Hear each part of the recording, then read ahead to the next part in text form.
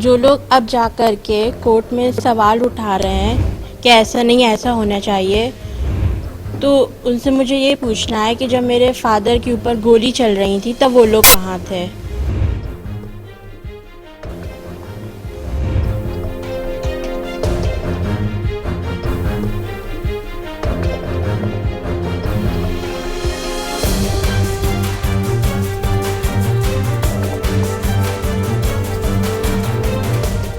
कानपुर का बिखरू गांव, जिसका नाम शायद ही पहले किसी ने सुना होगा, लेकिन 2 जुलाई की रात उस गांव में कुछ ऐसा हुआ कि बिकरू गांव को देश विदेशों तक की मीडिया ने अपने मुख्य पेज की सुर्खियों तक बना डाली।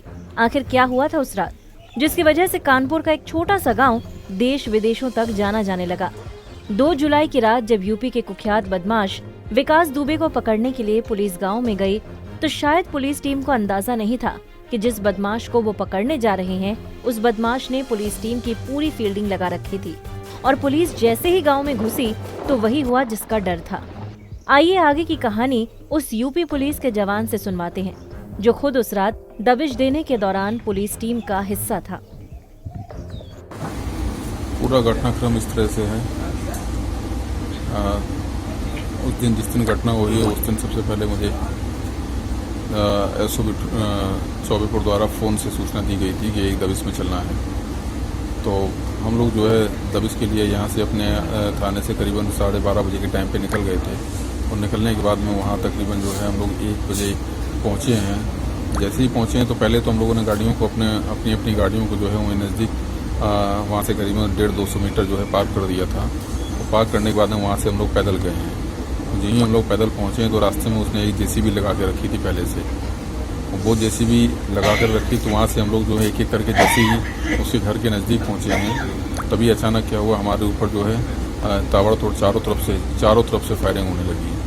चूँकि अचानक होती हुई फायरिंग से हम लोग अपने आप को बचाने के लिए एकदम से जो है जगह जगह पे जो है आड़ लेने लगे और छिपने लगे।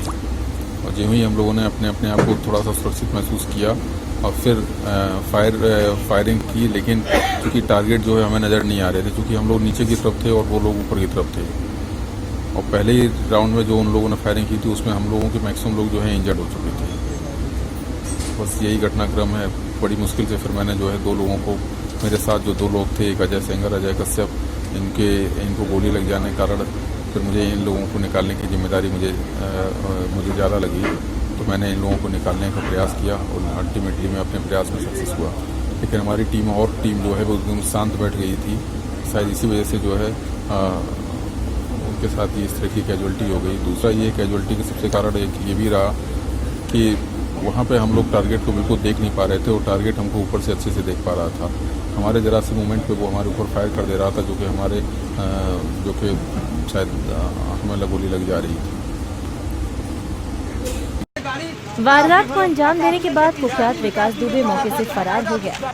साथ ही उसके साथी भी अब गांव में नहीं थे। लेकिन इतनी बड़ी वारदात को अंजाम देने के बाद यूपी पुलिस पर विकास दुबे को पकड़ने का दबाव ज्यादा था। आनन फानन में घटना के बारे में प्रदेश के उच्च अधिकारियों को अवगत कराया गया, जिसके बाद विकास दुबे और उसके साथियों को पकड़ने के लिए लगभग 60 टीमों को लगाया गया। लेकिन विकास दुबे इस बीच पुलिस को चकमा देने में कामयाब हो गया और मध्य प्रदेश के उज्जैन में विकास ने सरेंडर कर दिया। उत्तर प्रदेश पुलिस को सूचना दी गई। यूपी से टीम रवाना हुई और विकास को लाने के लिए औपचारिकता पूरी की जाने लगी। लेकिन रास्ते में पुलिस की गाड़ी पलट गई। इसी का फायदा उठाकर विकास दुबे भागने का प्रयास करने लगा।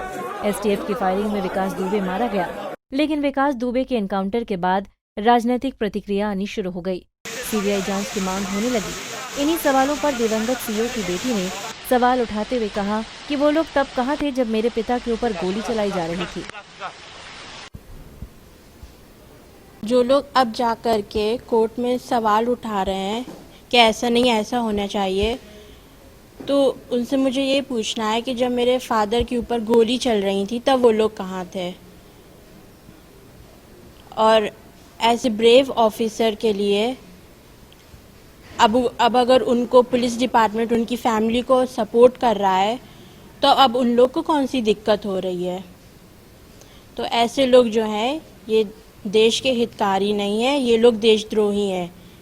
इनको इससे भी, विकास दुबे से भी ज़्यादा इनके साथ बुरा एक्ट होना चाहिए। जो मेरे डैड के साथ हुआ वो बहुत गलत हुआ और उनके साथ अब जस्टिस होना चाहिए।